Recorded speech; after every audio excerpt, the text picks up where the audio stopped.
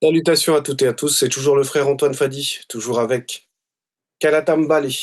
Et on va aller comme avec les frères dans l'évangile caché de Koudoumane Moula, l'être suprême dans le visible. Nous sommes page 674 et nous sommes dans ce superbe chapitre 31, un chapitre extrêmement puissant, extrêmement profond, où il s'est passé beaucoup d'événements.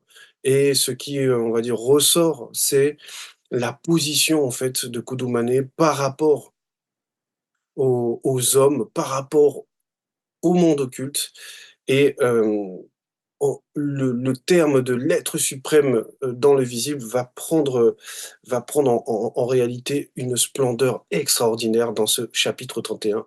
C'est un chapitre où il y a beaucoup de miracles, il y a beaucoup d'étonnements, il se passe beaucoup de choses, et nous allons voir donc une partie de ce chapitre. Nous sommes donc à partir du verset 14. Et le titre de ce passage, c'est Jokisabe marche sur les eaux du grand lac mystique. Donc, il y a déjà, ça va nous raconter déjà beaucoup de choses. Parce que avant d'arriver à ce verset 14, du verset 1 au verset 13, il s'est passé beaucoup de choses. Kodomane avait déjà donc réalisé un premier miracle avec la multiplication des pains. Et il va y avoir donc ce second, on va dire, cette seconde étape qui est de fait de marcher sur l'eau. Et il va y avoir encore d'autres choses, toujours de l'enseignement, toujours de la profondeur et toujours pour nous, en fait, et pour ceux de l'époque, la découverte de qui est l'être suprême dans le visible, en fait. Donc le titre, c'était Jokisabe marche sur les eaux du grand lac mystique. Et oui, ce lac est mystique, c'est-à-dire que c'est un endroit où il se passe, où on ressent beaucoup de présence spirituelle, on ressent beaucoup de perturbations parce que ben, il y a des événements occultes aussi qui se passent à cet endroit. Et Kudumane va nous donner un enseignement profond. Dans le verset 14, il est dit ceci. Jokisabe était monté sur une montagne pour prier Loba, virgule. Et pendant qu'il priait, virgule, une multitude d'entités célestes firent leur apparition autour de la montagne, point. Donc, cette première étape-là, c'est l'humilité qui précède la gloire, en fait. Là, Kudumane va donc aller s'isoler, il va aller sur cette montagne donc, qui peut représenter une élévation et il va se mettre à prier, à louer Loba. Et juste ce mécanisme-là est juste extraordinaire. Lui qui est l'être suprême dans le visible va néanmoins passer par la prière, par la conversation consciente, parce qu'il s'était passé des choses, comme je le disais dans la première partie où il y a eu la multiplication des pains, où les hommes qui étaient venus donc, et qui avaient bénéficié de cette nourriture-là voulaient élever Kudumane en tant que roi en fait. Mais lui, voyant cela arriver, il a préféré donc s'isoler, il a préféré sortir de, on va dire, ce désir un peu des hommes, en fait, d'élever un des leurs. Hein. Parce que lui, il vient pas pour une gloire des hommes, il vient véritablement pour glorifier Tété. Et donc, il va s'isoler, il va rentrer dans la conversation consciente, il va laisser même les apôtres, il va rentrer dans cette conversation, on va dire, privée dans qui est un enseignement pour nous, hein, de savoir s'isoler, de savoir mettre en avant une relation intime avec le Verbe de Loba. Lui, il le fait avec son tété, avec son père, en fait. Et donc, il monte sur cette montagne, il prie et on nous donne l'information que lors de la prière d'un initié, lors de la prière d'une personne qui est soumise au Verbe, il y a des entités pardon, qui entourent le lieu. Et ces entités sont là pour protéger cette conversation, mais aussi pour marquer le niveau spirituel de la personne, en fait. Le verset 15, il redescendit plus tard, donc il s'était passé du temps dans cette conversation, c'était pas la prière qu'on fait quand, par exemple, euh, les gens font des récitations dans les religions, ou même nous, si on prie, ça dure 2 minutes pour la nourriture, par exemple, ou des choses comme ça. Non, là, c'est vraiment une conversation. C'est un temps spécial qui s'est passé lors de cet isolement, on va dire, de Kudumane, pour rentrer dans une relation personnelle avec son père, en fait. Verset 16. Après sa descente de la montagne, il chemina tout droit vers le grand lac mystique. Donc, il a vécu ce moment de prière, ce moment de concentration, ce moment d'humilité, et maintenant il va aller, il va pour rejoindre les apôtres. Et donc, sur son chemin, il descend tout droit vers ce grand lac mystique. Verset 17. Jokisabe se tint ainsi au milieu de l'obscurité devant ce grand lac mystique. Point. Donc ici, on nous donne encore une précision, c'est que c'était le soir, c'était dans l'obscurité. Donc il faut, si on imagine un peu la scène, c'est déjà quelque chose on va dire, qui effraie naturellement. Se retrouver dans la nature, face à un lac, être seul dans l'obscurité, on a déjà plein d'éléments qui pourraient nous faire fuir en fait. Mais lui ne fuit pas parce qu'il est conscient de son identité, parce qu'il y a eu ce moment-là de relation privée, personnelle par la prière. Et Jokisabe, comme je le disais, sait qui il est, puisque même les hommes ont voulu l'élever dans le passage précédent de ce chapitre 31, voulaient même l'élever déjà en tant que roi. Mais lui connaît sa position parce que c'est l'être suprême dans le visible. C'est l'un des deux et l'un des deux pains, en fait. Il est cette nourriture-là, et on va rentrer en profondeur. Verset 18, tout à coup, virgule, son esprit déclencha en lui une émotion mystérieuse qui n'est connue que par les initiés, et il posa ses pieds l'un après l'autre sur le lac et se mit à marcher sur les eaux sans couler point. Donc là, on est dans une démonstration d'autorité. Parce que le fait de marcher sur l'eau, ça va représenter en fait une domination, une autorité en fait que Kudumane déploie. Et on nous explique que ce déploiement est issu de son esprit, parce que au début, tout à coup, virgule, son esprit déclencha en lui une émotion mystérieuse. Oui. Donc c'est la puissance réellement de tout notre être, la puissance de ce qu'on va réaliser dans le visible vient de l'esprit. C'est l'esprit qui déclenche cela parce que l'esprit est, on va dire, c'est l'aîné et il est au-delà de la condition du physique, en fait. Même s'il est dans le corps physique, il est dans une dimension où, on va dire, les limitations physiques n'ont pas le dessus, en fait. Donc, c'est l'esprit, on nous donne la révélation ici, que c'est son esprit avec le E majuscule qui va déclencher quelque chose en lui, mais cette émotion-là, elle n'est pas, on ne peut pas nous la connaître réellement.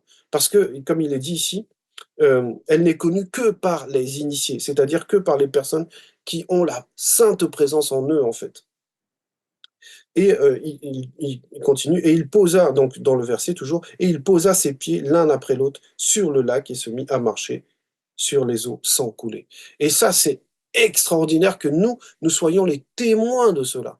Parce que là, il n'y avait pas, on va dire, de témoins, à part les entités, et ce qu'on va en découvrir après là, mais il n'y avait pas de témoins d'abord là, au début, au commencement de cela. Il n'y avait pas de témoins oculaires, on va dire. Il n'y avait pas les personnes qui étaient venues écouter son discours, etc. Donc c'est dans une intimité que là, il va se passer quelque chose d'extraordinaire parce qu'il s'était passé quelque chose d'extraordinaire en public, mais là, on rentre dans une autre dimension encore de l'extraordinaire, de l'étonnement, c'est-à-dire du miracle. Verset 19, soudainement, virgule, le vent se mit à souffler de plus en plus fort, virgule, et l'aspect des nuages se changeait en arcus de type multicouche. Point. Donc là, on nous donne encore de l'explication par rapport à ce qui peut terrifier, en fait, lors de ce miracle. Comme j'avais expliqué, déjà, on était dans l'obscurité, on est seul, en tout cas, Kudumane était dans l'obscurité, il était seul, on est face à ce lac, c'est déjà quelque chose qui, on va dire, nous, dans notre conscience du corps, va déjà nous effrayer. Mais là, il se passe encore un autre événement qui se rajoute, c'est ce vent. Le vent se mit à souffler de plus en plus fort et l'aspect des nuages a changé en fait. Donc, ça veut dire que lorsqu'il manifeste ce miracle, lorsqu'il se met à dominer sur l'eau, à marcher, on va dire, sur l'eau, quoique il y a un contact qui s'est fait avec l'eau, il y a un contact qui se fait avec le vent, mais on ne va pas ouvrir encore cette porte. Quoique le Moulidi avait déjà parlé de ça dans l'enseignement qui s'appelle la, la puissance, l'incroyable puissance du Christ, en fait. L'incroyable puissance spirituelle du Christ, où il a expliqué donc ce passage Et effectivement, il va se passer quelque chose par rapport à ce vent, à ces nuages qui se changent. Donc, on rajoute encore quelque chose qui va terrifier, quelque chose qui déstabiliserait. Mais Koudoumane ne sera pas déstabilisé. Verset 20. L'orage devint si violent, virgule, que l'électricité statique s'accumula entre les nuages d'orage et alla jusqu'à 100 millions de volts qui finirent par produire un plasma lors de la décharge, virgule, causant une expansion explosive de l'air par dégagement de la chaleur, virgule, qui se dissipant, virgule, dès cet instant, virgule, le plasma créa un éclair de lumière et de tonnerre. Donc là, l'aspect du ciel a changé. L'aspect des nuages a changé, le vent se levait, les tonnerres arrivent, les éclairs arrivent. Donc là, on sent que ce n'est plus juste naturel. Il y a effectivement les éléments naturels et maintenant il y a autre chose qui se passe derrière. Là, c'est vraiment les signes d'un combat spirituel en fait. C'est ce que ça va représenter. Toutes ces descriptions détaillées de ce qui se produit dans le visible et l'arrivée des éclairs, l'arrivée des tonnerres, c'est parce qu'il y a d'autres forces qui vont se manifester. Ce n'est pas juste les éléments naturels. Verset 21. Et l'éclair jaillissait avec une telle puissance que des voix et des coups de tonnerre se firent entendre. Point. Donc là, on nous donne encore une révélation dans la profondeur de ce qui paraît dans le visible, ce qui paraît physiquement. Il y a quelque chose derrière, puisque là, on nous dit, et l'éclair jaillissait avec une telle puissance que des voix et des coups de tonnerre se firent entendre. Et ça, quand on parle des voix comme ça moi, ça m'a fait penser à ce qui s'est passé pendant le déluge. Effectivement, il y avait aussi des éclairs, il y avait aussi des tonnerres, il y avait les tremblements de terre, il y avait des bruits effrayants. Et derrière ces bruits, c'était des voix, en fait. Et il y avait des noms qui étaient donnés. Donc, ce que Koudoumani réalise ici, c'est quelque chose d'extrêmement puissant et aussi qui correspond en fait à des gestes prophétiques. Parce que au début de la création, il y avait les entités qui cheminaient au-dessus du Mangamba, c'est-à-dire sur l'eau primitive. Et Koudoumane reproduit cette scène. Et malgré la présence des éléments perturbateurs, on va dire, des éléments forts comme la tempête, l'orage, les nuages qui se changent, le vent qui se lève, etc., Koudoumane revêt la position de Moto, le premier homme. Parce que ce premier homme, qui est aussi fils de Lobin, va avoir la domination sur les éléments naturels.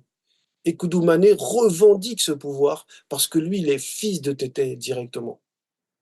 Même s'il est fils de l'homme dans le plan visible, il est même au-delà. Donc le pouvoir qu'il revendique à cet instant pour marcher sur l'eau, pour avoir le dessus sur l'eau, c'est un pouvoir qui a été déjà donné, on va dire, à l'homme, à Moto. Donc, il prend cette position de roi, il prend cette position de dominateur, parce qu'il va représenter la loi qui est au-dessus des éléments. Verset 22, toutes sortes et races de Mengu Mamadiba, entre parenthèses, sirènes des eaux, se mirent à observer Jokisabe marcher sur les eaux. Point. Donc, voilà ce qu'il y avait derrière ces voix, voilà ce qu'il y avait derrière les orages, derrière cette tempête, cette perturbation, on va dire, climatique qui se produit au moment où il marche sur l'eau, c'est l'ébullition, c'est l'agitation du monde occulte. Et là, on nous parle des sirènes des eaux. Parce que les sirènes des eaux vont représenter en gros la séduction. Donc ici, on veut faire chuter Koudoumane, on veut amener Koudoumane à ne pas dominer sur les eaux en fait. Et ces eaux-là peuvent représenter justement le monde occulte, ça peut représenter les nations, voilà, ça représente en gros l'élément sur lequel le Koudoumane doit prendre le dessus et il prend le dessus parce qu'en position de fils de Loba, il a le dessus naturellement. Donc on nous explique là que les sirènes des eaux deviennent maintenant spectatrices. Elles voient Koudoumane réaliser cet exploit qui est, on va dire, extraordinaire et qui, on va dire, défie les lois ou la présence même du monde occulte. Verset 23, les Mengu Mamadiba, sirènes des eaux, firent entendre leur voix ensorcelante afin de l'envoûter, virgule, mais elles ne le purent pas. Point. Donc on nous explique que face à cette démonstration de l'autorité de Kudumane, le monde occulte a voulu réagir par les sirènes des eaux. Mais ça n'a pas affecté Kudumane parce que lui, il est au-dessus de l'eau. Il n'est pas au milieu de l'eau comme on va dire Boussi avait ouvert l'eau en deux, où on va dire chaque côté va représenter la présence néanmoins du monde occulte, mais le passage est protégé, donc la personne peut passer. Mais là, Kudumane, lui, c'est un cran au-dessus, il est au-dessus de l'eau. Ça veut dire que cette présence même n'a aucun impact sur lui, ne peut en rien l'affecter, quoi que ce soit. Verset 24. Alors elles commencèrent à lancer des cris de guerre en tonnant des voix étranges. Et oui, parce que d'abord elles voulaient le séduire, et quand la séduction ne fonctionne pas, là il y a la vraie nature de la personne qui sort. Et là, c'est les cris de guerre, c'est la vengeance, c'est l'envie de faire le mal, etc., d'effrayer. Et c'est ce qui peut arriver même quand un homme il séduit une femme. Il veut séduire une femme, il insiste, et la femme repousse ses avances jusqu'à qu'elle lui dit non, mais écoute, c'est bon, et là, maintenant, on va dire, son visage change. Et là, maintenant, il devient insultant. Tu te prends pour qui? Il commence à l'insulter, à mal la parler, à la détester. Voilà. C'est exactement le même mécanisme ici. Le monde occulte veut séduire, et quand cette séduction est impuissante, là, il montre la vraie nature, la méchanceté, la fureur. Verset 26. Euh, Hop, hop, hop. Je vais reprendre le verset 25, oui. Dès lors, Jokisabe prit le dessus sur elle, si bien que les démons. Ah oui, voilà. Donc, je reprends verset 24. Alors elles commencèrent à lancer des cris de guerre en tonnant des voix étranges. Point. Verset 25. Dès lors, virgule, Jokisabe prit le dessus sur elle, virgule, si bien que les démons de haut rang de l'air et de la forêt vinrent pour secourir les Menguma Madiba. Point. Donc là, on voit comment le monde occulte agit. Là, les sirènes des eaux étaient complètement dépassées, n'avaient aucun pouvoir, ne pouvaient rien faire. Et le monde occulte et on va dire, n'est pas divisé. Donc là, c'est même d'autres qui ne sont pas, donc, on va dire d'autres forces qui ne sont pas même des sirènes des eaux, qui sont pas liées à l'eau, mais qui sont liées à la terre même. Et on nous dit ceci, que ce sont et à l'air, pardon, pas à la terre, mais à l'air. Dès lors, virgule, Jokisabe prit le dessus sur elle, virgule, si bien que les démons de haut rang, on nous explique que ce sont maintenant des démons de haut rang, et on nous donne la précision de l'air. Donc, ce sont des sirènes des airs, ce sont d'autres types de démons des airs, parce que il y a ce mélange entre l'eau et l'air, puisque Kudumane domine sur l'eau et on va dire est dans l'air, ou sur l'air aussi. Et maintenant, elles aussi veulent agir. Elles aussi cherchent une porte pour déstabiliser Kudumane, pour que, on va dire, il coule, pour qu'il perde cette domination qu'il a sur les éléments naturels. Donc, et de la forêt vinrent pour secourir les Menguma Madiba. Donc, c'est l'air et la forêt, comme j'expliquais, c'est la terre et l'air, c'est-à-dire les éléments, les trois éléments, on va dire, sont soudés pour essayer de détruire le miracle que Kudumane est en train d'accomplir, la domination que Kudumane a pris sur les éléments naturels et sur le monde occulte. Verset 26. Quand ils virent Jokisabe, virgule, ils prirent peur et ne firent pas le poids face à l'extraordinaire puissance de Jokisabe. Point. Et oui, c'est l'être suprême dans le visible, ce qu'il avait déployé déjà dans ce début du chapitre 31, jusqu'à ce que ça l'amène là à prendre la domination sur le monde occulte, carrément par ce symbole-là que va représenter le fait de marcher sur l'eau, de dominer sur eux, que eux n'ont aucun pouvoir par rapport à lui. Ça déstabilisait complètement le monde occulte, ils se sentaient impuissants, parce que la puissance de Kudumane est telle que c'est l'être suprême dans le visible, c'est l'un des deux pains de vie. Sa puissance était extraordinaire. Verset 27.